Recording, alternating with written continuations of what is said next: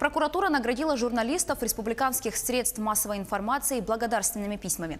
Как отметил исполняющий обязанности прокурора региона Айдар Иванов, защита прав граждан, интересы общества и государства, а также противодействие преступным проявлениям – это те сферы, где сотрудничество журналистского сообщества и органов надзора имеет прямой и благотворный эффект. Благодаря публикациям в средствах массовой информации раскрываются как социальные, так и коррупционные преступления. Благодаря кропотливой работе журналистов создается единое информационное пространство, решаются ответственные задачи по своевременному информированию населения о работе органов прокуратуры, дается их объективная оценка. Но бывает даже, что некоторые журналисты перенаправляют нам свои публикации, и мы по ним проводим соответствующие прокурорские проверки в порядке статьи 144.